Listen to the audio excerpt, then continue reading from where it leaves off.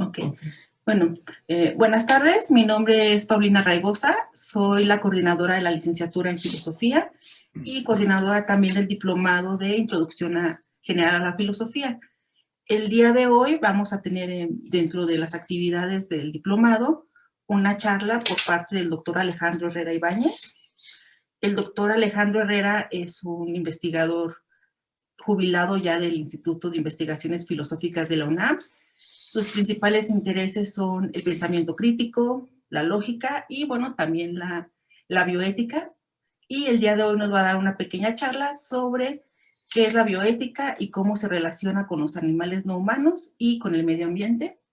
Doctor, quisiera... No, pues sí, simplemente de antemano le agradecemos la presencia del doctor Alejandro Herrera en esta charla. Esperemos que cuando las cosas cambien nos pueda visitar a Durango para tenerlo aquí de manera presencial. Muchas gracias y bueno, le damos la palabra.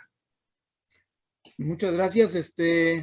Gracias a Jonathan por su auxilio técnico en esta plática. Igualmente, gracias a la maestra Paulina y una felicitación pues por iniciar el tratamiento de estos temas tan importantes como son la bioética y la ética en general hacia los animales no humanos y hacia los ecosistemas. Bueno, de eso hablaremos en esta charla titulada ¿Qué tiene que ver la bioética con los animales no humanos y con el medio ambiente? Todos sabemos que estamos en crisis y que pues nos hemos comportado de manera muy errónea con el planeta y sus habitantes, que no somos solamente los humanos, sino muchos otros seres que dependen de nosotros y de los cuales dependemos nosotros.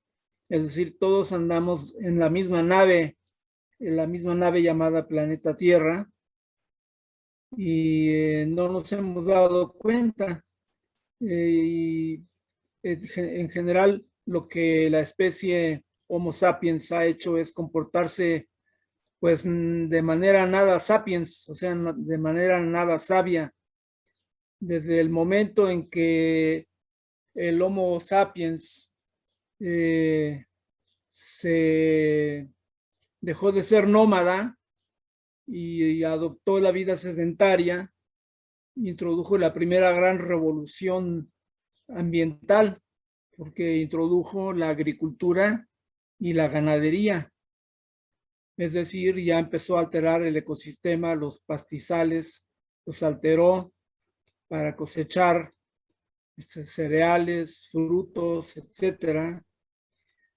Y al mismo tiempo capturó a algunos animales que vivían en libertad para no andar de cacería todo el tiempo y así comer de manera más expedita carne de animales no humanos. Y pues luego vino el descubrimiento del fuego y donde quiera que hemos llegado hemos alterado los ecosistemas de manera negativa. Somos muy depredadores y somos pues la especie que donde entra predomina. Somos la especie alfa de todas las especies.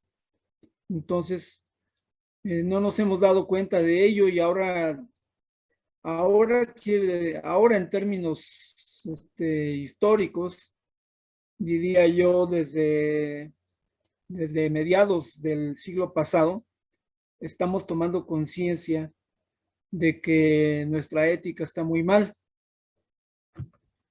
¿Y a qué se debe el daño que estamos causando a todo lo que nos rodea? Un historiador que se llama Lynn White Jr. Propuso que nosotros estábamos haciendo una lectura de Génesis 1, 26, 28 de la Biblia, donde Jehová da permiso al ser humano de dominar a todos los peces del mar y a todas las aves del cielo y a todos los animales que andan sobre la tierra. y ustedes encontrarán traducciones que en lugar de dominar dice sujetad, sojuzgad, someted, enseñoreaos, pero la idea es lo que se ha llamado la teoría del dominio, que nosotros estamos diseñados o tenemos un permiso divino para hacer con el medio ambiente y con sus habitantes lo que mejor nos convenga para nuestro beneficio. ¿Por qué? Porque nos han enseñado desde nuestra infancia que somos los reyes de la creación. Entonces, no solamente por ser reyes, nos encontramos inclusive afuera de ese círculo que ven en la lámina. Mi flecha no está funcionando para señalárselos. Aquí está ya. Entonces, somos los reyes y todo lo demás está acá. Entonces, nosotros somos superiores y diferentes. Somos reyes y los demás son súbditos. Y nosotros por eso mismo somos, pues, como reyes superiores de sangre noble, diferente de los demás. Esa es la teoría del dominio, que atribuye Lindwall Jr. a la herencia judeo-cristiana. Ahora bien, Lindwall Jr. él mismo propuso que, bueno, dijo que está muy mal eso y propuso que adoptáramos la visión de Francisco de Asís, el santo católico, que decía hermano Sol, hermana Luna, que propugnaba la hermandad con todos los seres vivos, cosa que olvidamos porque la palabra dominio nos gusta mucho dominar, ser dominadores de lo que nos rodea. Y un filósofo australiano, John Passmore, le añadió a Lindwall Jr. que no solamente somos herederos de una tradición judeo-cristiana, sino también griega, es decir, tenemos una herencia greco-cristiana. Esa herencia se fundamenta principalmente en Aristóteles y en los estoicos. Aristóteles y los estoicos son creadores de lógica, de las primeras lógicas que ha habido en Occidente. Aristóteles con la silogística, que muchos de ustedes estudiaron en la preparatoria, los silogismos, que fue introdujo los primeros símbolos para hacer razonamientos abstractos, y los estoicos, que también inclusive ahora pensamos que más avanzados que Aristóteles, pusieron los fundamentos de lo que llamamos lógica proposicional actualmente. Cuando decimos si P entonces Q y si Q entonces R, por lo tanto si P entonces R, eso viene de los estoicos. Se llama lógica proposicional, que estudiarán más a fondo quienes están iniciando la licenciatura. Entonces Aristóteles nos definió como animales racionales. Nada más que él, podríamos decir, que ponía la palabra animal con minúscula y racional lo enfatizaba como con mayúsculas. Muy importante era nuestra racionalidad. Igualmente los estoicos dan gran importancia a la razón. Entonces tenemos que nuevamente la razón nos pone por encima del resto del mundo arracional o irracional. En la actualidad, los etólogos, es decir, los científicos que estudian la conducta de los animales no humanos, cuestionan esta tesis y se han dado cuenta de que hay muchos elementos de racionalidad en los animales no humanos, no solo en los chimpancés, que son los que comparten la mayor parte del código genético con nosotros, sino hasta en las abejas, en las arañas saltarinas, en las cucarachas. Todos esos animalitos efectúan razonamientos de algún tipo. Y entonces no somos, como este modelo propone, superiores por estar dotados de razón en un mundo en donde no hay razón, y diferentes, pues ni somos superiores por ser los únicos poseedores de razón, ni somos diferentes. Claro que tenemos una racionalidad más compleja que muchos animales, pero esa posesión de una racionalidad más compleja, más que ponernos orgullosos, nos debe hacer sentir responsables de lo que hacemos con lo que nos rodea. Parece que estamos orgullosos de ser racionales, pero ejercemos muy mal nuestra racionalidad. Tenemos muy poco utilizado nuestro cerebro está subutilizado, nos lo dicen los científicos. Y la parte que utilizamos de nuestro cerebro la utilizamos muy mal.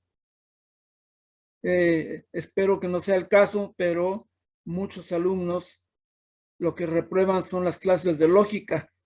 Entonces, debemos al contrario, dar gran importancia a la importancia de razonar correctamente y pues pasar esas materias tan importantes que nos ayudarán a actuar con congruencia en el mundo en que nos desenvolvemos, el que habitamos cotidianamente. Entonces, esa es la herencia. Inclusive ahora podríamos decir, como un amigo mío español, filósofo que ya murió, que tenemos una herencia judeo-greco-cristiana islámica, porque en el Islam también es esta idea de la superioridad en el mundo árabe sobre el resto de la naturaleza. Bien, inclusive cuando ya llegamos a la Edad Media, que es fundamentalmente católica en Europa, pues dos grandes teólogos y filósofos como son Agustín de Hipona y Tomás de Aquino, pues ellos respaldan esta lectura de la Biblia y nos dicen que la naturaleza está al servicio del hombre. Está para nuestro beneficio, para que hagamos nosotros, para que nos sirvamos del banquete de la creación. Agustín de Hipona es heredero de la filosofía platónica y Tomás de Aquino de la filosofía aristotélica. Y Agustín de Hipona, bueno, siguiendo a Platón, Platón nos dice que vivimos en un mundo, en el famoso mito de la caverna de Platón nos dice que estamos como dentro de una caverna y que estamos mirando hacia el muro de la caverna, no estamos mirando hacia la entrada de luz de la caverna, por la caverna entra la luz del sol. Si volteamos a verla nos enceguece.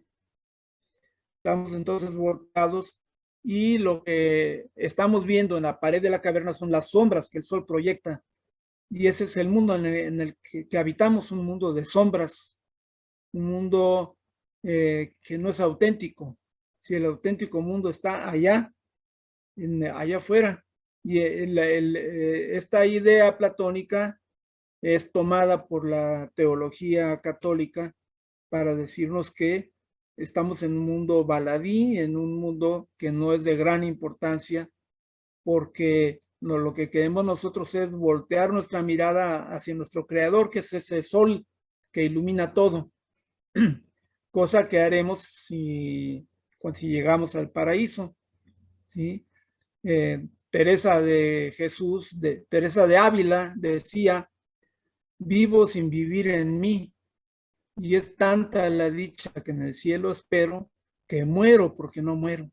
¿Sí? Es decir, ya le andaba por morirse, muero porque no muero. ¿Por qué? Porque en este mundo no está la verdadera felicidad.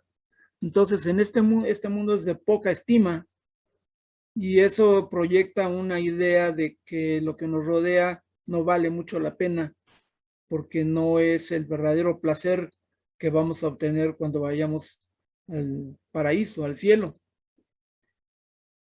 Y los estoicos también, los estoicos nos proponen el desapego de los objetos, no apegar nuestras pasiones a los objetos, y por eso hay una gran afinidad entre la ascética católica, es decir, la forma de comportarse correctamente y de hacer méritos para llegar al cielo.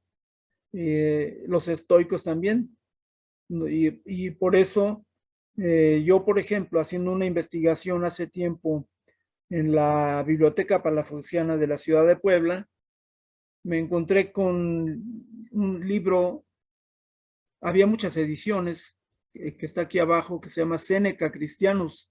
Séneca fue un filósofo estoico que vivió en España, y dice Séneca cristianizado. ¿Por qué? Porque el mundo católico encontró una gran afinidad entre lo que decía el estoico Séneca y lo que la ascética católica nos pedía, que es un desapego del mundo. Vivo sin vivir en mí, y es tanta la dicha que en el cielo espero, que muero porque no muero. Y Tomás de Aquino, pues siguiendo a Aristóteles, también nos dice que pues la naturaleza está a nuestro servicio. Después continúa la historia de la humanidad. En los siglos XVI al XVIII nos encontramos con dos grandes pensadores, filósofos también, que son Bacon y Descartes. Y para todos aquellos que piensan que la filosofía no sirve para nada, pues aquí se ve claramente que la filosofía ha moldeado nuestras actitudes ante lo que nos rodea. Son los filósofos los quienes han moldeado nuestras actitudes, son las que transforman los paradigmas con los que la humanidad se desenvuelve.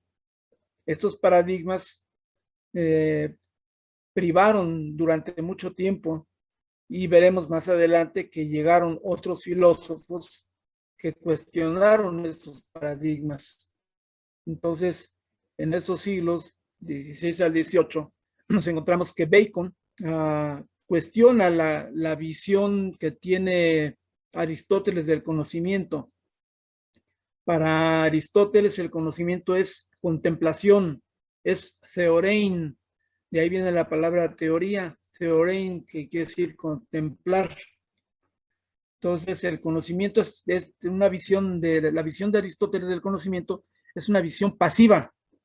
La gran dicha de la gran virtud para Aristóteles es la contemplación, aparte de otras como el sofrosine, ¿sí? Entonces, Bacon nos dice, basta ya de estar hundidos en los escritos aristotélicos y de tener un excesivo respeto por Aristóteles. Hay que levantar la vista de los escritos aristotélicos y mirar el mundo y empezar a hacer cosas en ese mundo, porque el conocimiento no es mera contemplación, el conocimiento es poder. Y aquí entra otra vez subrepticiamente la idea del dominio, ¿sí? Mediante el poder dominamos. Y entonces Bacon da una serie de reglas y técnicas, y ahí comienza la técnica para manipular la realidad.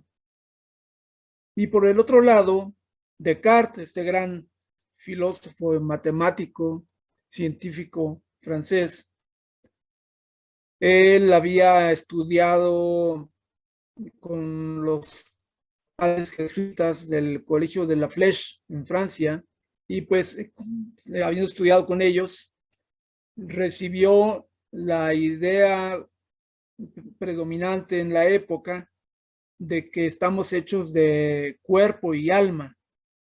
Sí, y entonces esto es un dualismo. Y Descartes lo lleva a un extremo. Ese cuerpo y alma, para Descartes, son dos sustancias distintas. A una la llama la cosa pensante y a la otra la llama la cosa extensa. Cosa en latín se dice res. Entonces, la cosa extensa la llamaba res extensa, el cuerpo, y la cosa pensante, res cogitans, cogitare quiere decir pensar, res cogitans, esa es la cosa pensante, es el alma para Descartes, pero son dos sustancias muy diferentes. Sin embargo, Descartes se da cuenta de que hay algunas cosas que no se pueden explicar si son totalmente diferentes. Por ejemplo, si yo, cualquiera de ustedes puede hacer el experimento en este momento, que me están escuchando, tengan un pensamiento que es inextenso de mover su mano derecha y muévanla. Entonces hubo un momento en que un acontecimiento inextenso, que es un pensamiento, causó un acontecimiento extenso, que fue mover su mano derecha. ¿Cómo puede ser eso si el cuerpo y el alma son dos cosas incomunicables? Y al revés, piensen ustedes que si tienen un enemigo o pueden hacer el experimento de lastimar a alguien, mentalmente hagan ese experimento, ustedes lastiman a alguien mediante un puñetazo, por ejemplo, una nalgada, cualquier cosa, y ese es un acto extenso, ¿verdad? De la que hace la res extensa, la cosa extensa. Pero lo que van a lograr es que esa persona tenga un acontecimiento inextenso que es una emoción en contra de nosotros, ¿sí? Va a tener un pensamiento de odio hacia nosotros, que es inextenso ese pensamiento. ¿Cómo sucedió eso si son dos sustancias incomunicables? Entonces Descartes dice, no, bueno, aquí, claro, dice, esto tiene una explicación. Dice, lo que pasa es que hay un punto del cuerpo humano en el que se junta la parte más, más sutil del cuerpo con la parte menos sutil del alma, y ahí es donde hacen contacto la res extensa y la res cogitans. Y a eso le llama él la glándula pineal, que está en la parte trasera de nuestro cerebro, cerca del cerebelo. Y eso es lo que hace para Descartes, que era así como un gran científico, también puso bases de la neurofisiología de la época, de lo que ahora está muy, muy elaborado, pero él lo que decía es que si, por ejemplo, me pinchan el dedo índice, entonces hay unas cositas que se llaman los espíritus animales, que suben por ese dedo índice y se van por mi brazo y se llegan hasta el cuello y llegan a la glándula pineal, y entonces yo digo, ¡ay! Sentí dolor. Entonces hay una comunicación.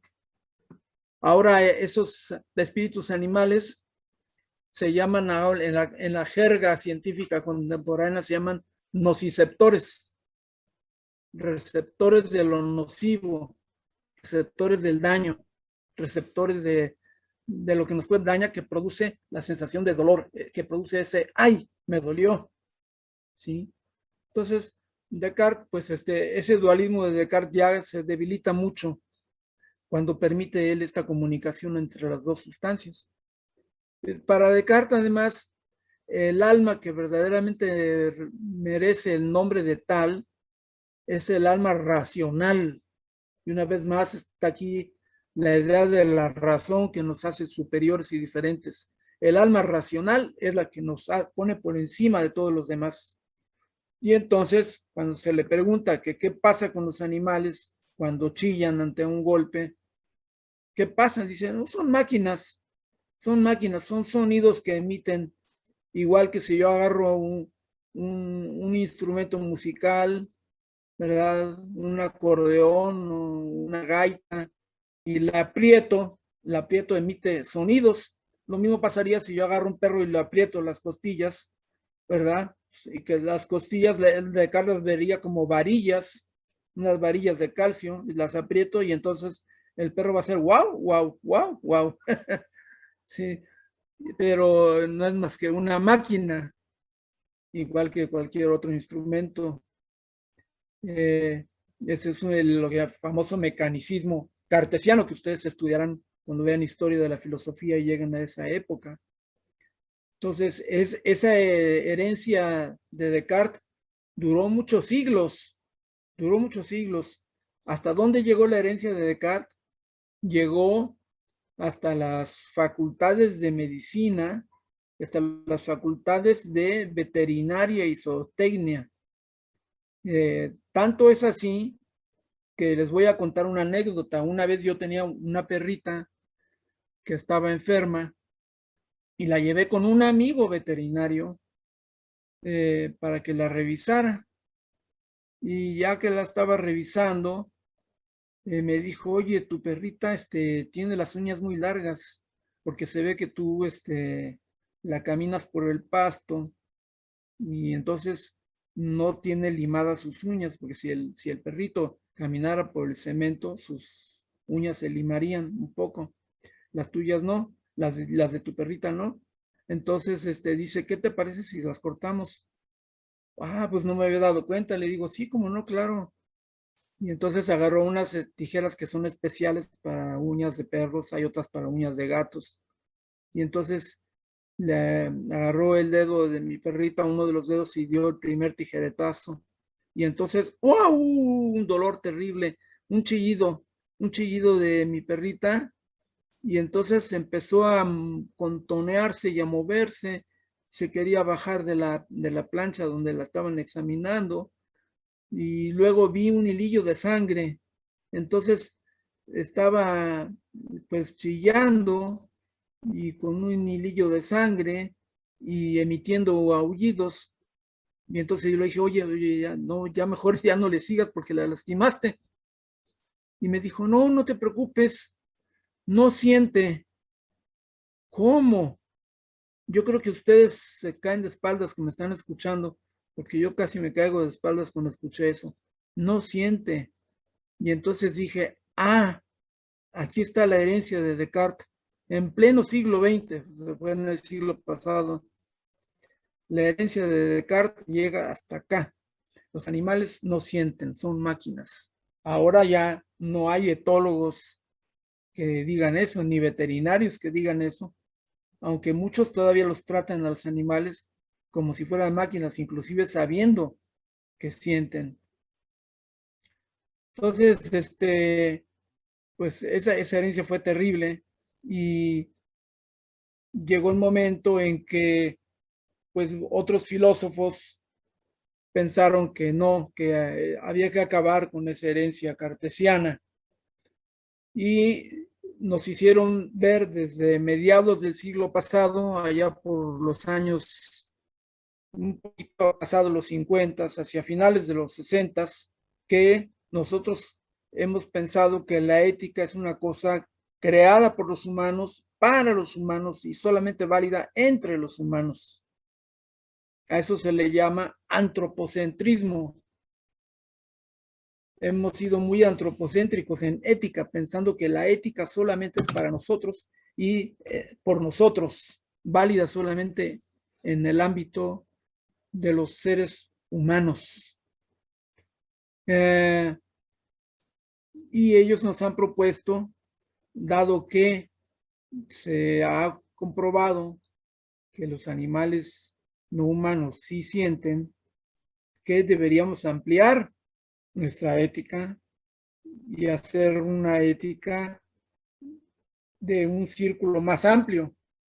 Pues a esto le llama el círculo expandido. De lo humano pasamos a los animales, todos, entre ellos nosotros. Entonces, están los animales no humanos y nosotros ahí adentro como animales humanos. Y hay quienes entonces dicen, bueno, pero pensemos que también hay otros seres que también merecen nuestra consideración moral y que son todos los seres vivos, digamos por facilidad de la exposición, las plantas. Pero aquí están los hongos, los gusanos, muchos otros seres vivos, los insectos, los microbios, sí, todo eso, los seres vivos. Entonces, ampliar el círculo de nuestras obligaciones morales y abandonar la ética antropocéntrica para empezar a tener en cuenta éticas no antropocéntricas. Y esto constituye un golpe que no es el primer golpe al antropocentrismo. El primer golpe al antropocentrismo fue, digamos que astronómico, cuando nos dimos cuenta de que la Tierra no era el centro del sistema solar, mucho menos del universo. Y nos dimos cuenta de que no, que nosotros girábamos alrededor del Sol. Entonces, del geocentrismo pasamos al heliocentrismo. Fue el primer golpe a ese antropocentrismo astronómico. Y luego también Darwin nos enseñó, no solo Darwin, pero Darwin nos enseñó que nosotros estamos inmersos en el proceso de la evolución, igual que todos los demás seres vivos. Nosotros también hemos evolucionado y estamos evolucionando, igual que los demás seres vivos, estamos evolucionando. Claro que los cambios son tan lentos, muchos cambios han durado miles o millones de años en el proceso de la evolución, que no los sentimos, pero allí está ese cambio constante. Entonces, Darwin, a diferencia de Aristóteles, mientras que Aristóteles, como les decía, al decir que somos animales racionales, pone animales con minúscula y racionales con mayúscula, Darwin pondría animales con mayúscula, racionales con minúscula. Somos animalotes. ¿Qué sucede? Que razonamos. Y por cierto, lo hacemos muy mal. Entonces, en ese esquema darwiniano, ya no estamos arriba del círculo de la creación, sino estamos dentro. Lo mismo hace la ecología, esta rama de la biología. La ecología nos dice que formamos parte de ecosistemas igual que cualquier otro ser vivo. No estamos afuera del ecosistema dominando todo. Estamos dentro del ecosistema, ¿sí?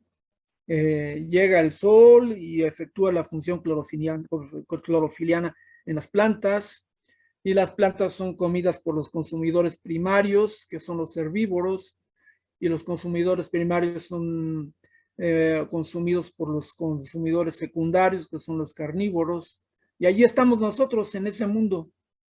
A eso en biología se le llama ocupar un nicho. Un nicho. Nosotros ocupamos un nicho igual que cualquier otra especie. Entonces no estamos orgullosamente arriba de todo y por fuera. Estamos adentro, sujetos a los mismos procesos que todos los demás seres. Formamos parte, tenemos nuestro nicho como cualquier otro tiene su nicho en un ecosistema. Entonces todo eso nos da una gran humildad, ¿sí? No somos esos seres especiales. Y lo que tenemos de especiales, que es la conciencia, pues es la conciencia ética también.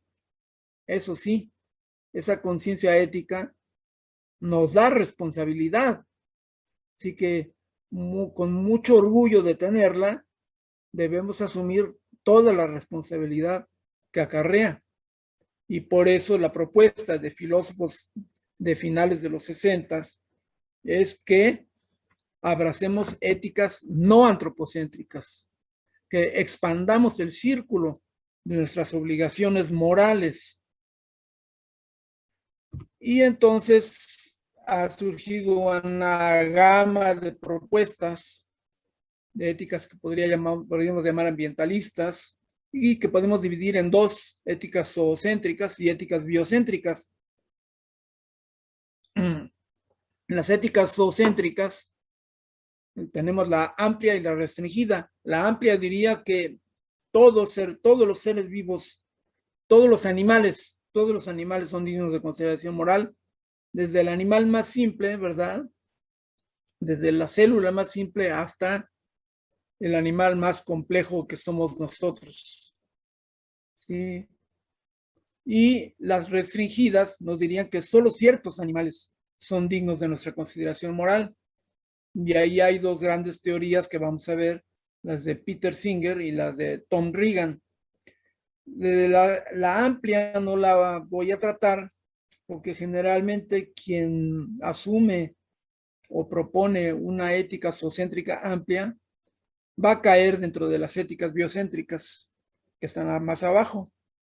Estas éticas biocéntricas también se pueden dividir en dos: las que dan importancia ética a los individuos. Esta es una distinción sutil. Dan importancia a los individuos como individuos. Es decir, yo tengo obligación de tratar bien a la planta que está en mi jardín o a la planta a la que tengo en una maceta, ¿sí? O tengo obligación de cuidar que sea bien tratado aquel árbol que está en el parque, ¿sí? Son obligaciones con individuos, no con totalidades. Mientras que la ética holista, o algunos la llaman ecocéntrica, sostiene que no solamente tenemos obligaciones con los individuos, sino tenemos obligaciones con las totalidades de individuos. Tenemos obligaciones con los ecosistemas, que son totalidades de individuos vivos. Bien, todo esto lo vamos a ver un poco rápido, pero para que ustedes tengan una gran pincelada y luego se animen a tratar estos temas de los que hay ya mucho escrito, mucha reflexión que se sigue haciendo. Entonces, en las éticas zoocéntricas, que nos dice que no solo nosotros somos centros de obligaciones morales, sino también todos los demás animales, todo es animal, nosotros somos animales. Eso hay que reconocerle a Aristóteles, que nos clasificó como animales. En eso tuvo razón totalmente. Bueno, en este zoocentrismo tenemos dos grandes corrientes. La de Peter Singer, que dio origen al movimiento liberacionista con su libro Liberación Animal, y la de Tom Regan. Peter Singer es australiano, y la de Tom Regan, filósofo norteamericano, que escribió su libro traducido en español como En defensa de los derechos de los animales, traducido hace 4 años. Bien, Peter Singer ya ha venido muchas veces a México, y las veces que ha venido yo he sido testigo de cómo gente que se le acerca para que autografíe su libro de Liberación Animal, le dicen, profesor Singer, su libro cambió mi vida. Es decir, ahora muchos discuten las teorías de Peter Singer. Entre filósofos siempre discutimos entre nosotros nuestras teorías. Peter Singer fue el primero que abrió la conciencia de que tenemos obligaciones con otros animales, y fue con su libro Liberación Animal, que fue leído más por no filósofos que por filósofos.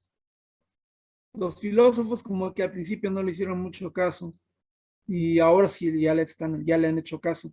Pero al principio mucha gente, protectores de animales, no filósofos, leyeron su libro, y por eso se cobraron gran conciencia de nuestras obligaciones con los animales no humanos gracias a ese libro. Peter Singer propone que si nosotros pensamos en la posesión de un SNC, o sea, sistema nervioso central, el sistema nervioso central que nosotros tenemos resulta que no solamente se encuentra en nosotros, se encuentra presente en muchos otros animales, en muchas otras especies de vertebrados fundamentalmente. Bueno, si hay un sistema nervioso central, nos hemos dado cuenta de una manera empírica de que hay placer y dolor. Por ejemplo, si un veterinario le llevan a un perro para una operación dolorosa, pues el veterinario sabe que ese animal tiene un sistema nervioso central que funciona de manera muy semejante al nuestro, y entonces lo anestesia. La anestesia como se anestesiaría a nosotros. Eso significa que tenemos una estructura similar, tanto ellos como nosotros, y que donde hay sistema nervioso central, SNC, hay la capacidad de experimentar placer y dolor. Y si hay la capacidad de experimentar placer y dolor, entonces hay intereses. ¿Qué intereses? Pues el interés por tener una vida cómoda, saludable y una vida de bienestar y huir de una vida dolorosa, de una vida llena de malestares, escapar de los daños y buscar los beneficios. Esos son los intereses por vivir cotidianamente, sí, por alimentarse, por protegerse de las inclemencias del tiempo, por procrearse. Esos son los intereses básicos, diríamos. Y entonces dice Singer que si un individuo tiene ese tipo de intereses, entonces él formula lo que él llamó el principio de la consideración igual de intereses. Este principio dice que tenemos obligación de tomar en cuenta de manera igual los intereses de todos los individuos que tienen intereses.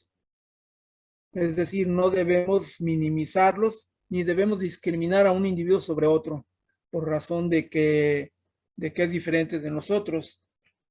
Entonces, por ejemplo, vamos a suponer que un elefante tiene hambre y que una mujer embarazada tiene hambre y que un bebé tiene hambre. Pues tenemos obligación de tomar igualmente en consideración esas tres hambres.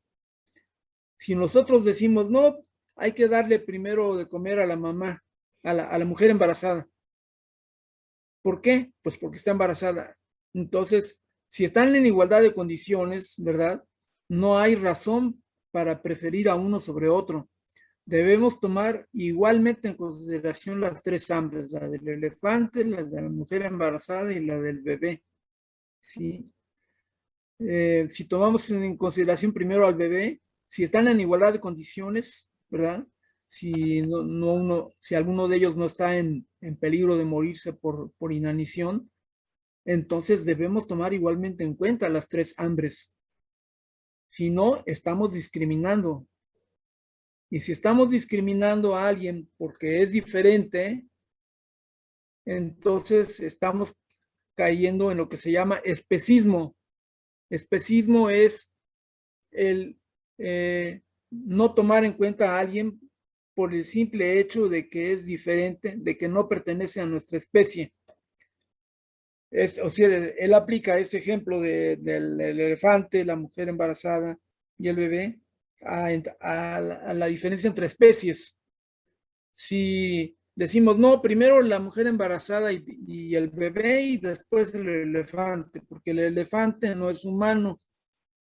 Por el simple hecho de que no es humano lo discriminamos, entonces estamos incurriendo en una actitud especista. Así como cuando discriminamos a alguien porque pertenece a una raza diferente de la nuestra, con todos los asegúnes que tiene el concepto de raza, entonces estaríamos incurriendo en racismo.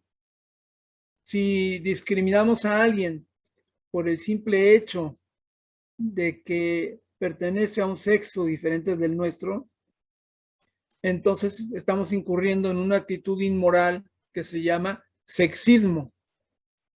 Pues de manera análoga, nos dice Singer, si discriminamos a un individuo por el simple y llano hecho de que pertenece a una especie diferente de la nuestra, y nada más por ese simple y llano hecho, entonces estamos incurriendo en una actitud inmoral de especismo.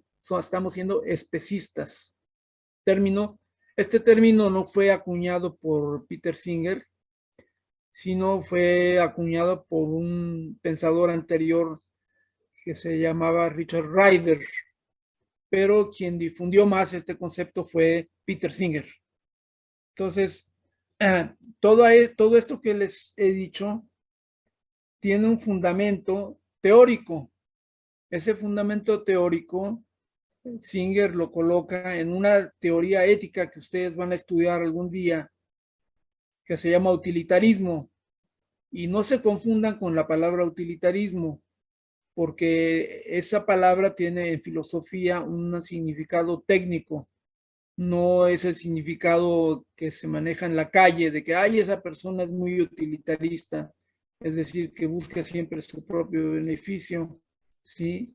O un carro, un vehículo que se llama vehículo utilitario o utilitarista, utilitario, no. Aquí utilitarismo significa que es una teoría ética que se norma por el principio de utilidad. Y el principio de utilidad, ya cuando se metan muy a fondo verán que hay varias versiones, pero una versión para esta exposición que creo que cubre a las demás, diría que hay que buscar el mayor bien posible para el mayor número posible de individuos. Lo repito, principio de utilidad, busca el mayor bien posible para el mayor número posible de individuos. Eso sería el principio de utilidad. Entonces, el utilitarismo es este sistema ético que ha sido fundamental en la historia de la ética.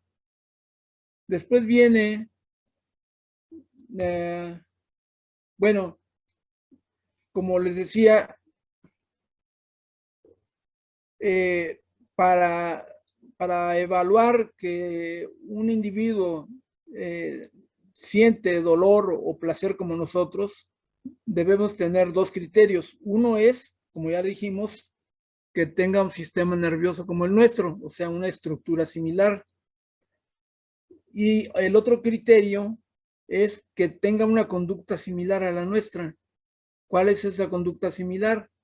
Es la de acercarnos a lo que nos beneficia y alejarnos de lo que nos daña.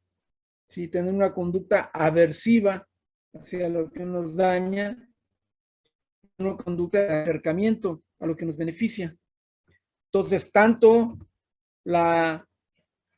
entonces tenemos como norma principal que es el SNC, el sistema nervioso central, más una conducta de aproximación o de aversión hacia las cosas, son los que nos norman para inferir que hay experiencias de placer y dolor.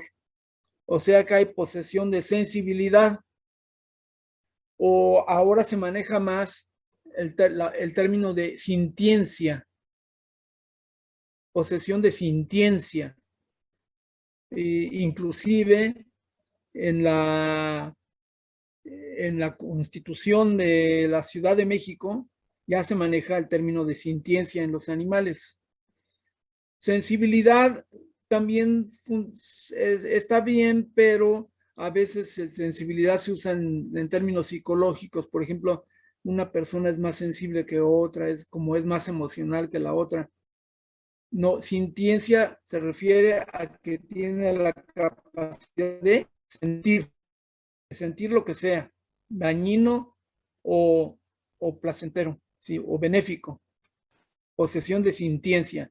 Entonces, la idea es que los animales que tengan sintiencia experimentan placer y dolor, y por eso tienen conductas de aproximación y de aversión en virtud de su posesión de un sistema nervioso central. Todo eso nos da una condición suficiente de la posesión de sensibilidad. Si hay sintiencia, si hay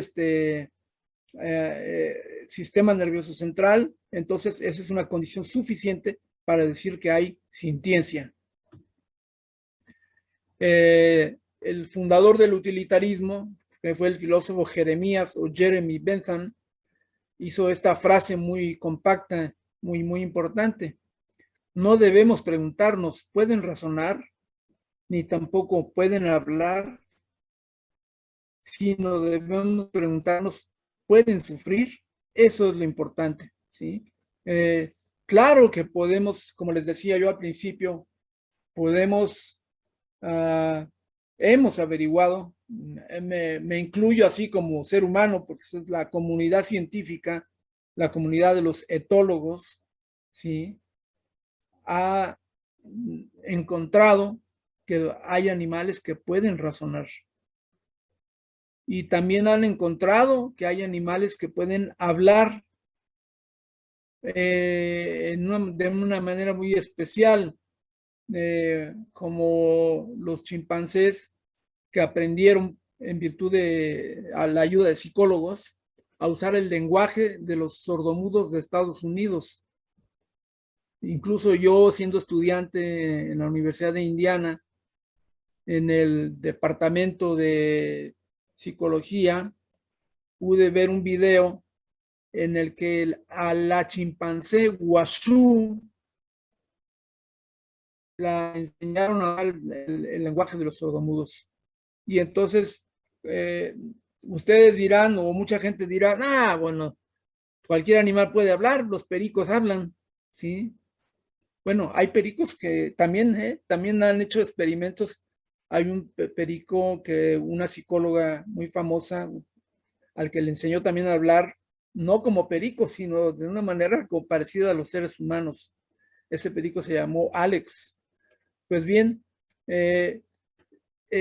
¿cómo sabemos que un animal no está repitiendo mecánicamente palabras? Mediante un fenómeno que los lingüistas llaman proyectibilidad. La proyectibilidad consiste en que mediante un número reducido de elementos, uno puede producir un número de elementos que no estaban entre los elementos que aprendió. Es decir, mediante un número finito de secuencias, él produce secuencias que no fueron aprendidas utilizando las secuencias que sí aprendió. Esto suena muy abstracto, pero con este ejemplo se va a aclarar. A Washu le enseñaron la palabra plátano, le enseñaron la palabra nevera, le enseñaron la palabra comer, ¿sí? Y entonces Washu le meten un plátano en la nevera, cosa que nunca habían hecho antes, ¿verdad? Pero a Washu le gustan los plátanos. Entonces Washu, utilizando las palabras que le enseñaron, pero no las oraciones que le enseñaron, es decir, formó la oración plátano, nevera, comer. Es decir, el que quería comer el plátano en la nevera, formó una oración que nadie le había enseñado. Es la proyectibilidad lingüística, es un acto creativo. Entonces él estaba hablando, no repitiendo mecánicamente palabras. Y esto ese es solo un ejemplo de lo que se puede hacer, de lo que han hecho con los grandes simios, como que incluso pueden jugar en computadoras, resolver problemas. Y no digamos ya los grandes simios, los pulpos.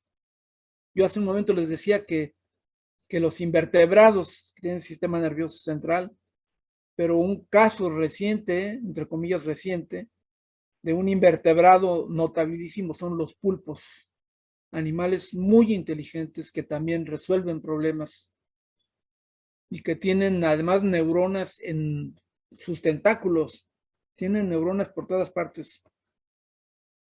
Hay un libro muy interesante sobre pulpos y ustedes pueden ver un documental muy famoso en YouTube que se llama Mi Maestro el Pulpo. Búsquenlo y les va a dejar impresionados ese documental, Mi Maestro Pulpo. Bien, esa era la frase de Jeremías Bentham. Luego tenemos entonces a el otro profesor, el doctor Tom Regan, que murió hace poco, hace como 3 años.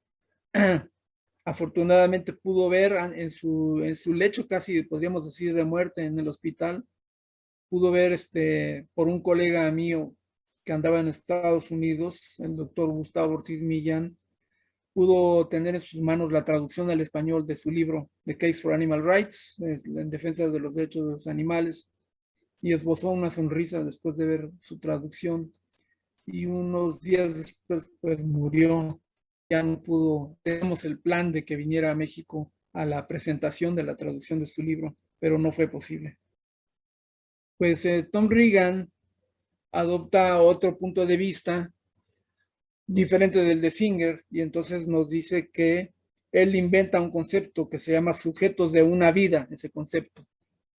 Los individuos que tienen sujetos, que son sujetos de una vida, son los poseedores de una serie de propiedades mentales muy parecidas a las nuestras. Entonces, estas propiedades mentales son como la capacidad de, por ejemplo, de hacer estrategias a corto y mediano plazo, recordar, tener recuerdos, la capacidad de tener afectos, ¿sí? Etcétera. Esas propiedades mentales, que vamos a ver más detalle, hacen que Regan nos diga que si tiene esas propiedades mentales un organismo, entonces tiene un valor intrínseco. ¿Qué quiere decir intrínseco? Quiere decir que es un valor que no es meramente instrumental. Quiere decir que no debemos tratar a esos individuos como meros instrumentos, sino que debemos tratarlos como poseedores de un valor propio, al que llama él valor intrínseco, un valor que está muy dentro de ellos. Entonces no son meros instrumentos de nuestros caprichos. Y si eso es así, nos dice Regan, entonces esos individuos, esos organismos, esos animales tienen derechos. ¿Y qué clase de derechos tienen? También lo veremos en un momento.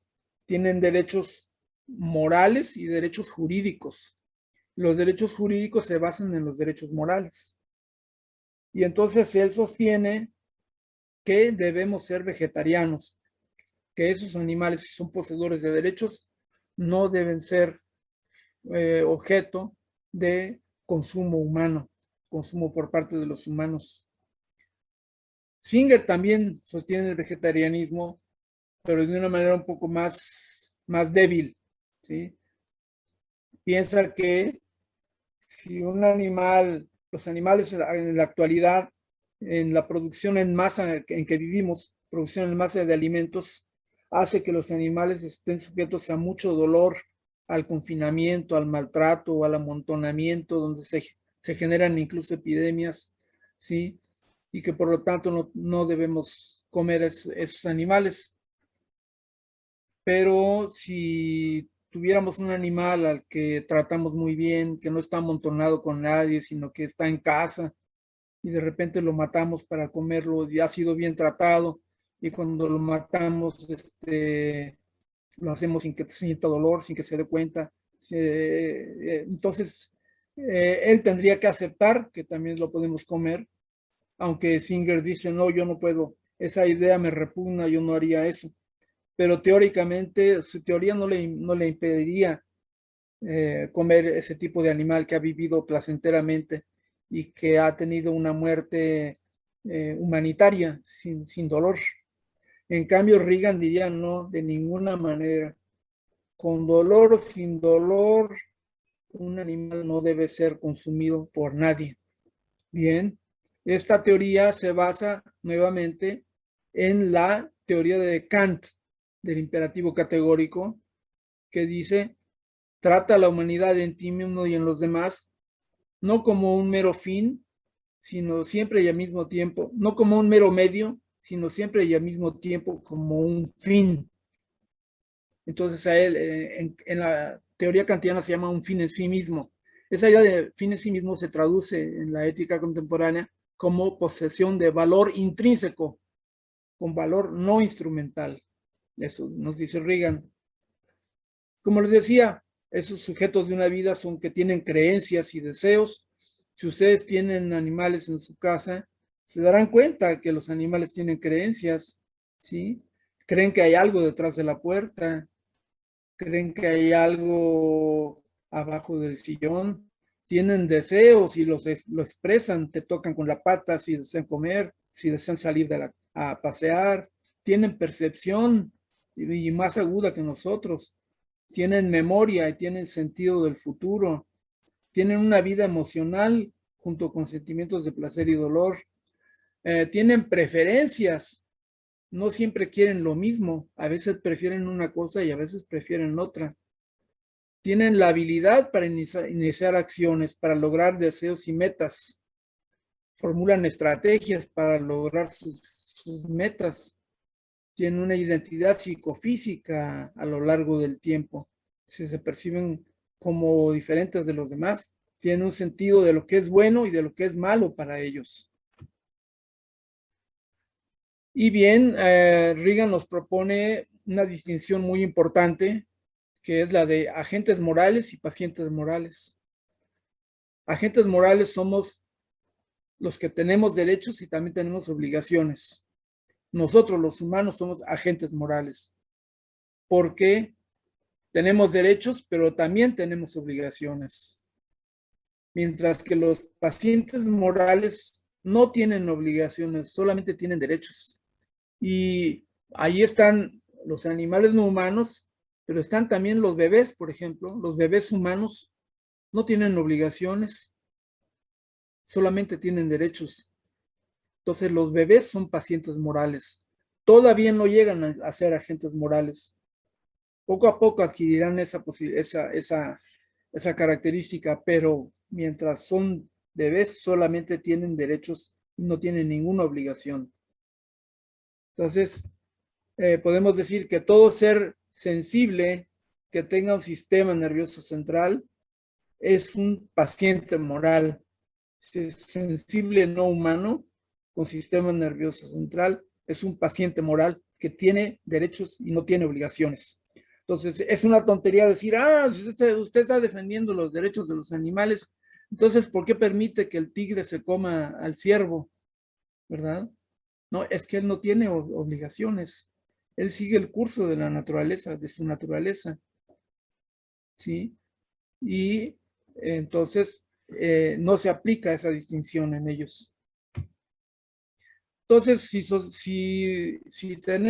asumimos que tenemos obligaciones, debemos asumir también que hay derechos.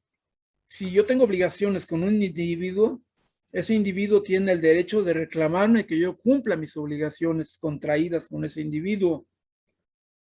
Si yo le pido prestado dinero a alguno de ustedes que me está escuchando, ¿sí?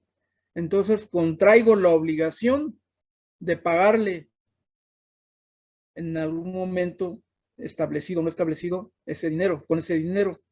Pero ustedes también adquieren el derecho de reclamarme que yo cumpla con mi obligación de pagarles. De una manera abstracta, como está en la lámina, si A tiene obligaciones morales hacia B, si el individuo A tiene obligaciones morales hacia el individuo B, entonces el individuo B tiene derechos morales respecto del individuo A. Y entonces surge la idea de que hay derechos, ¿sí?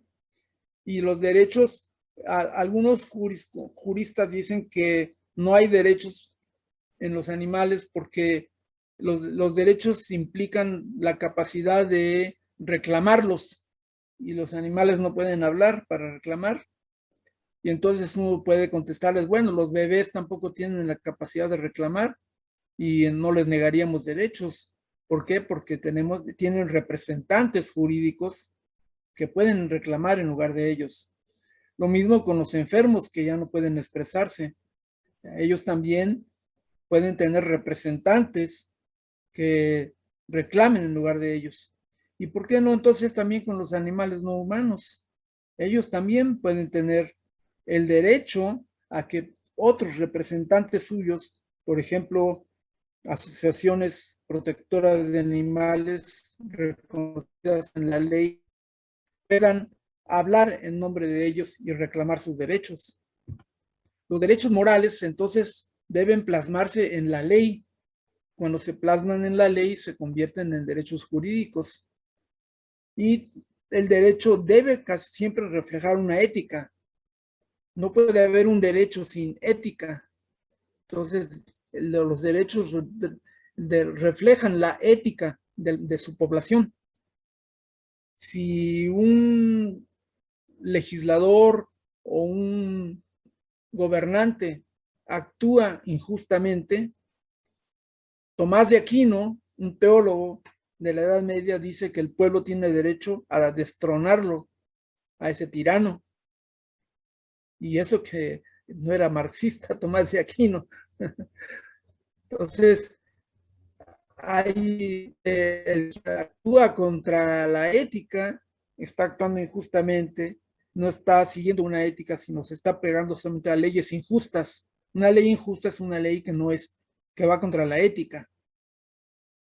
Y el derecho tiende a reflejar una ética, debe reflejar una ética. Entonces, si hemos reconocido derechos morales a los animales no humanos, el derecho debe reflejar esos derechos morales como derechos jurídicos también. Y hay una serie de derechos que se han plasmado, llamada la Declaración Universal de los Derechos del Animal, el derecho a la igualdad, o sea, como la igualdad de consideración igual de intereses, el derecho al respeto, a la no crueldad, a la libertad entre los animales salvajes, a no lucrar con ellos. Los animales no tienen valor moral, no tienen valor económico. Los animales no deben ser objeto de compraventa. No abandonarlos una vez que los hemos adoptado. Tienen derecho a un trabajo remunerado, a un trabajo digno en aquellos lugares donde todavía los animales trabajan. Claro que ahora con las máquinas, por ejemplo, los tractores y otros instrumentos, disminuye la idea del hecho de lo que los animales tengan que trabajar. En los laboratorios también hay que seguir ciertas reglas para la experimentación. Este es un tema muy debatido. En el consumo también, para aquellos que insisten en comer animales, debe haber toda una conciencia del sufrimiento a que están expuestos desde el hacinamiento hasta el traslado al matadero, a la muerte en el rastro. Y los espectáculos, nadie tiene derecho a divertirse a costa del sufrimiento de otro individuo. De ahí la lucha contra los circos, ¿sí? Y contra los zoológicos. El biocidio, no tenemos por qué matar arbitrariamente a un individuo, y el genocidio, no tenemos derecho a extinguir poblaciones enteras de animales, e inclusive debemos dar un trato digno a los cadáveres, no solo de los humanos, también de los animales no humanos, darles un trato digno a ellos. Y el derecho a ser representados ante la ley por organizaciones admitidas jurídicamente. Hay muchas leyes en la ciudad, en el país, y creo que ya solo hay un estado, no recuerdo cuál estado es, en el que no hay ley protectora de animales. Ya todos tienen una ley protectora de animales, unas mejores que otras, pero bueno, ya hay esa ley. Entonces, ¿tienen derechos o no los tienen? Bueno, si hablamos desde un punto de vista positivo, o sea, de derecho positivo, pues donde no hay ley no tienen derechos, no tienen derechos jurídicos, pero siempre tienen derechos morales. Con ley o sin ley siempre tienen derechos morales. Entonces hay una tendencia social creciente en la población a aceptar que tenemos obligaciones morales hacia ellos y a que ellos tienen derechos, tanto morales como jurídicos. Pero demos un paso adelante. Hemos hablado de los vertebrados, de los poseedores de un sistema nervioso central, pero ¿por qué no hablamos de otros animales a los que los científicos llaman poseedores de un sistema nervioso periférico? ¿Por qué no hablamos de las hormigas, de las arañas saltarinas, de las cucarachas, de los gusanitos. Hablemos de derechos para todos los animales. Siempre que decimos ley protectora de animales, no estamos incluyendo a esa arañita, no estamos incluyendo a esa hormiguita. ¿Cómo lograr, de qué manera? Para eso se necesita reflexionar cómo hacerlo, que estos individuos, estos animalitos tengan derechos. En todas las casas de México hay arañas saltarinas. Y si no se han dado cuenta de que en su casa hay arañas saltarinas, son muy poco observadores, ¿sí? Y hormigas, no se diga. ¿Cómo logramos hacer que la ley tome en cuenta a estos individuos? Es una pregunta que dejo en el aire aquí.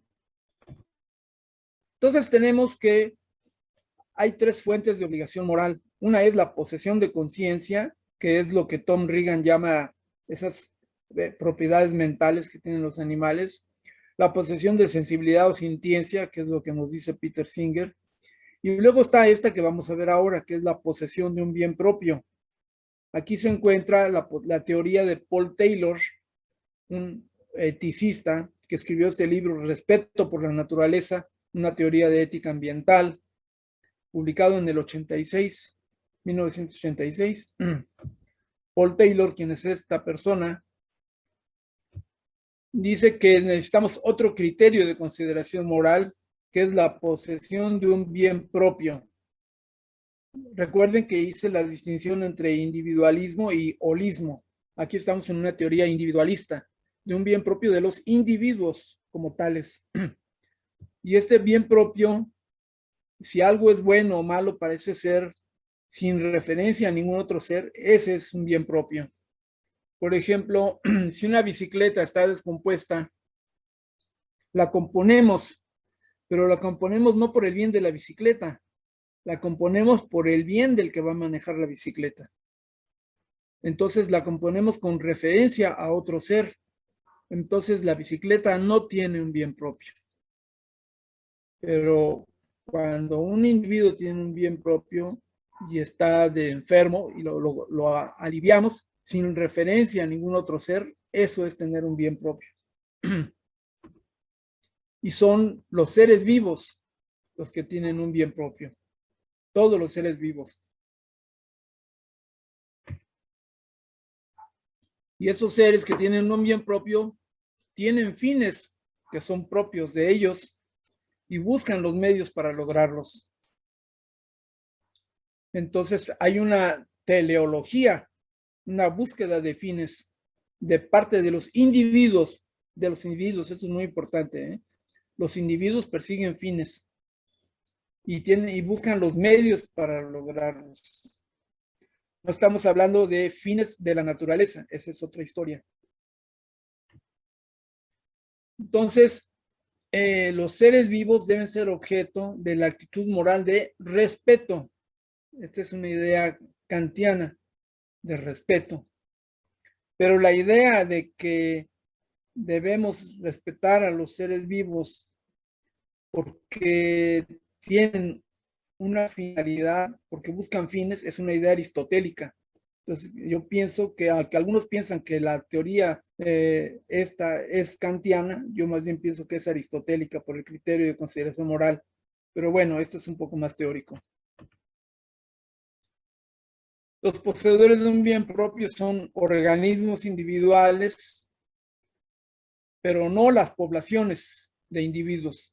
Las poblaciones de individuos tienen un bien estadístico, es un concepto estadístico.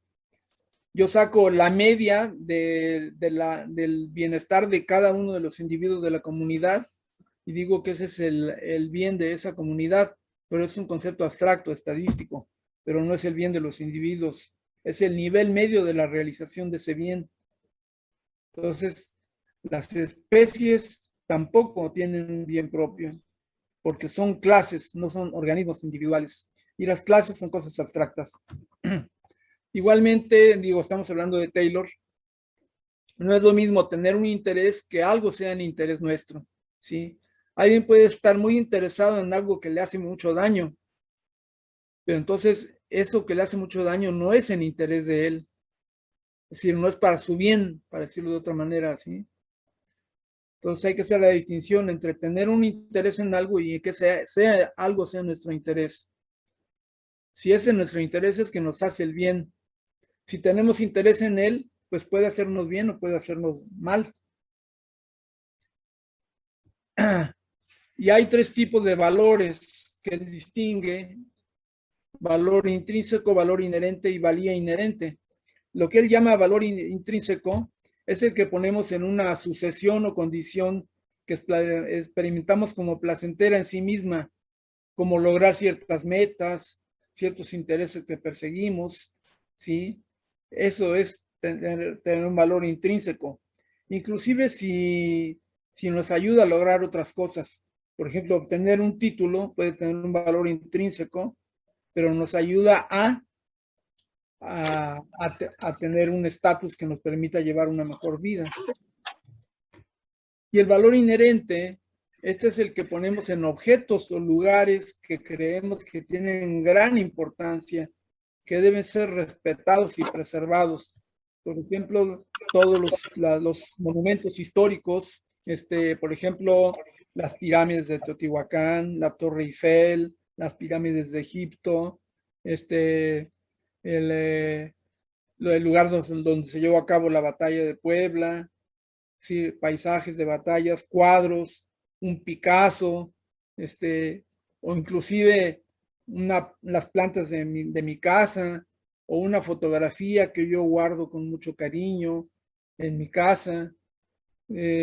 Todo eso son valores que se dan por razones subjetivas, tanto el valor intrínseco que decía hace un momento, como este valor inherente. Tienen razones subjetivas, algunas comunitariamente subjetivas y otras individualmente subjetivas. Pero luego tenemos la valía inherente. La valía inherente es la que es relevante en esta exposición, que se atribuye solo a seres que tienen un bien propio. Decir que alguien tiene valía inherente es decir que un estado en que se realiza el bien de ese alguien es mejor que uno en que no se realiza, independientemente de que alguien lo valore de manera intrínseca o instrumental, e independientemente de que ese alguien sea útil para lograr los fines o el bien de otros, como la bicicleta, por ejemplo, ¿sí? Y eso es tener valía inherente. Ese es el que tiene una dimensión ética. Y esa valía no es lo mismo que tener méritos, ¿sí? Independientemente de los méritos que un individuo tenga, su valía no se pierde por tener más o menos méritos, no por ser más bello o menos bello, o por ser más poderoso o menos poderoso, o por tener mayor tamaño o menor tamaño. Todo eso son méritos que no son relevantes. Si es un ser vivo, tiene la misma valía que cualquier otro ser vivo, aunque tenga supuestamente menos méritos que otro ser vivo. Entonces, todo esto de la valía inherente implica que el ser que la tiene debe ser digno de nuestra consideración moral y que los agentes morales tenemos el deber de promover o preservar el bien propio de esos individuos. Entonces les debemos respeto y amor, digo, pero el amor tampoco es exactamente lo mismo que el respeto. Yo puedo estar enamorado de un animal muy bonito, pero eso es independiente del respeto que me merece. Y hay unas reglas de conducta para relacionarme con los individuos.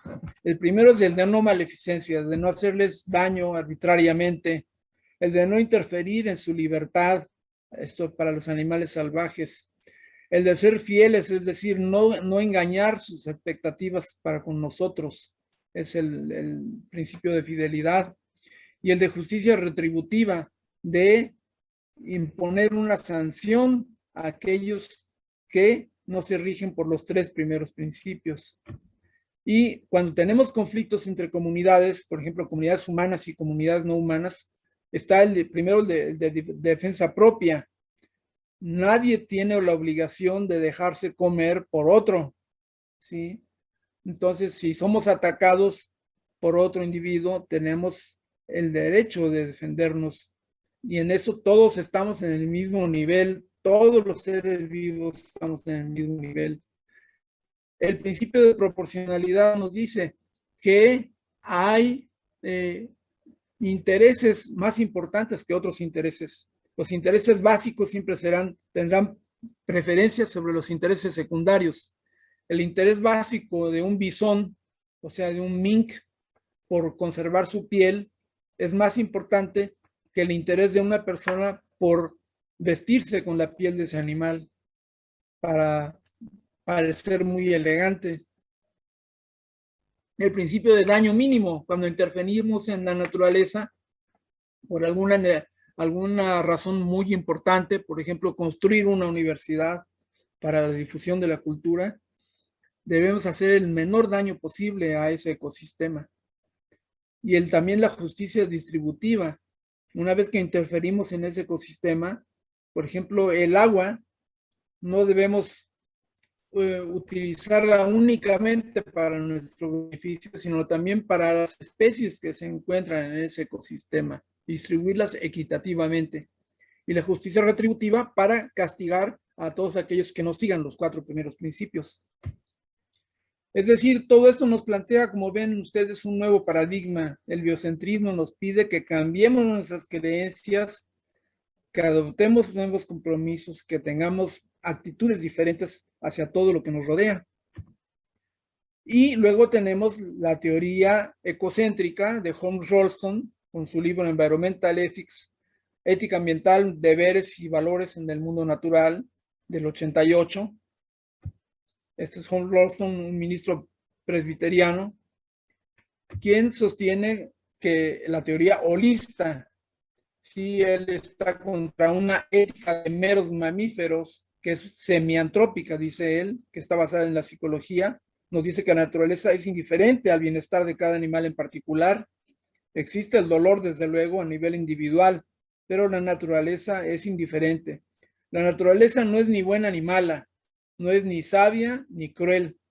Eso son categorías antropomórficas. La naturaleza tiene otras leyes, tiene leyes que no tienen que ver con eso. El dolor debe existir, porque el dolor es el que nos avisa de posibles daños. El dolor tiene una naturaleza instrumental, no siempre debe eliminarse, ¿sí? Incluso a nivel ecosistémico.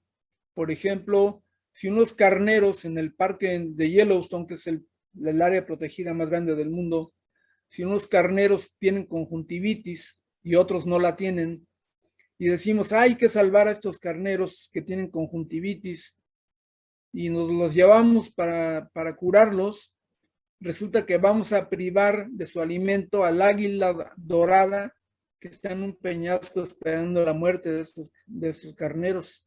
Entonces estamos rompiendo los ciclos tróficos de la naturaleza. Si hay algún biólogo escuchando, entenderá de qué estamos hablando, de que no debemos interrumpir los ciclos tróficos. Interrumpirlos es lo que ha llevado a grandes catástrofes que estamos padeciendo en los ecosistemas, en la naturaleza. Entonces, los intereses, placeres y dolores son parte de una ética ambiental más compleja. Necesitamos una ética con más apoyo biológico, nos dice Rolston. Los organismos, ¿verdad?, deben ser tomados en cuenta. Sí, por ejemplo, las secuoyas del Yosemite son en árboles milenarios de grandes alturas, ¿sí? No tenemos derecho a que resulta que en Yellowstone una vez una secuoya se había caído de tal manera que formó una especie como de túnel por donde podían pasar los automóviles y era pues, un gran atractivo hacer eso.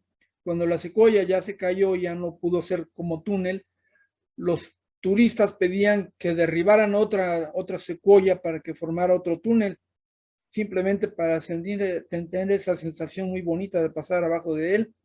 Pues eso no, los eticistas de Yellowstone no lo permitieron, porque hay que tomar una ética biológica, ¿sí? Y todo organismo tiene un bien de su propia clase, de la clase que representa. Ningún organismo es completamente malo. Por ejemplo, el microbio clamidia, que fue el que ocasionó la conjuntivitis en los carneros que les mencioné hace rato. Entonces, una clase puede ser mala en términos instrumentales, pero solamente antropocéntricos, no en términos ecosistémicos. Una ética vital respeta toda la vida, no solo el dolor y placer de los animales.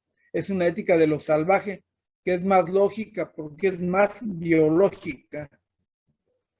Las especies también tienen un valor moral y a veces decidimos sacrificar individuos por el bien de la especie. Si un individuo puede afectar a toda la especie y lograr su extinción, pues debemos sacrificar al individuo por el bien de la especie.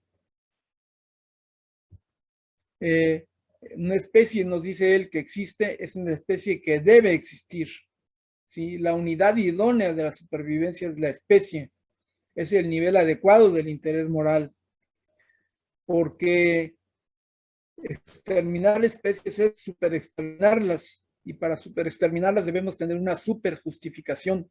Necesitamos urgentemente una ética de respeto a la vida. Y los ecosistemas, también necesitamos una ética para todas las comunidades bióticas, como decía Aldo Leopold, un naturista norteamericano, del que hablaré rápidamente, ¿sí? Entonces, a veces hay incendios que no son antropogénicos, no son causados por el ser humano, y entonces debemos permitir que esos incendios tengan lugar, como sucedió en 1958 en Yellowstone, ¿sí? A veces se toman medidas para lograr un ecosistema sano. Pero los ecosistemas no tienen valor intrínseco, porque no son organismos ni tienen una finalidad. Las finalidades las tienen los individuos, pero no los ecosistemas. Son lugares de conflicto de las especies, como diría Darwin, ¿sí? Pero tienen realidad también.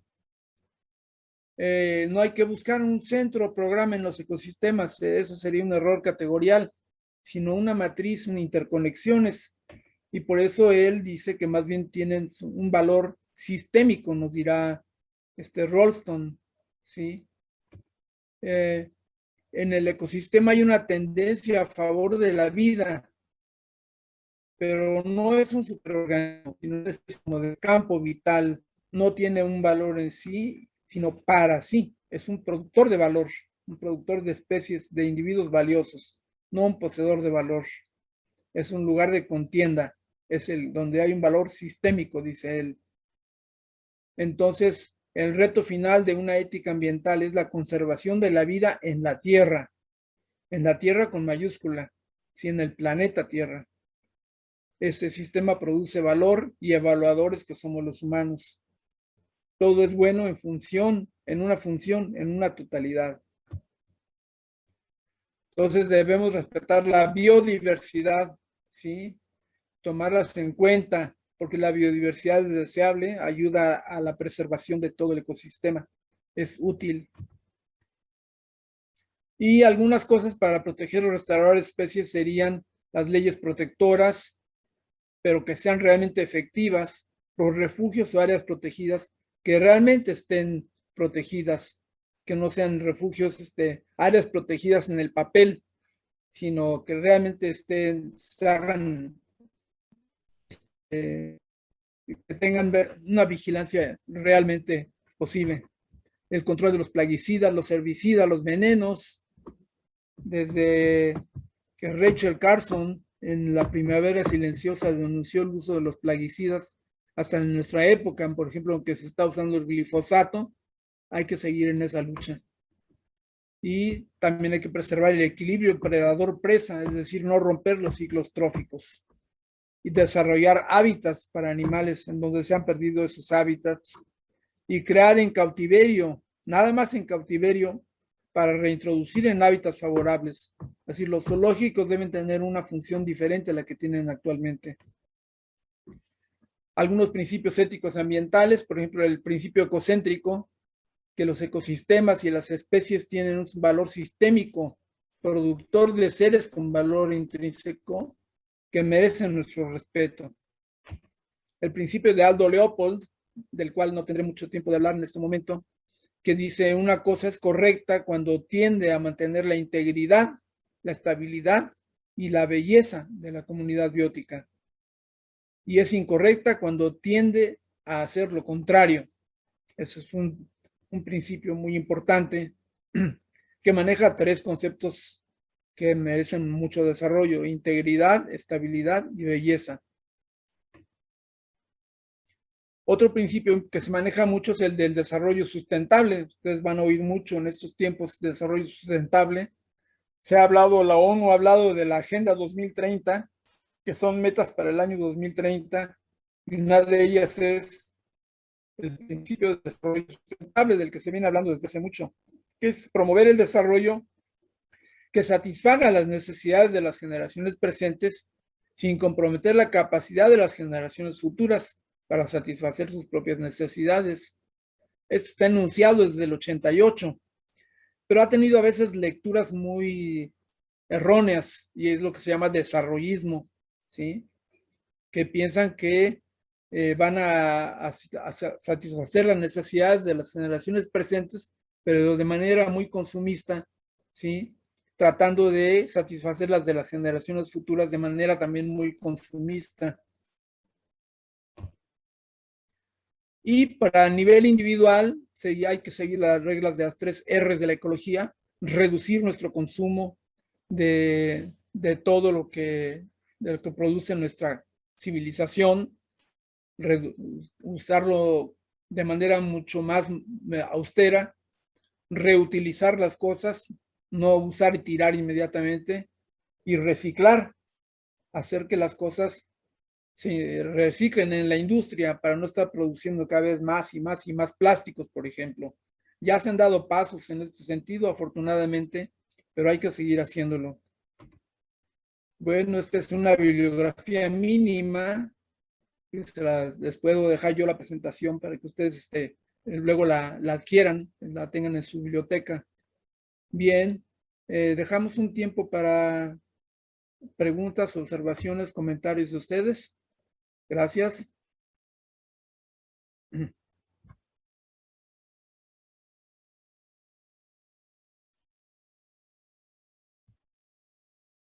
escuchan?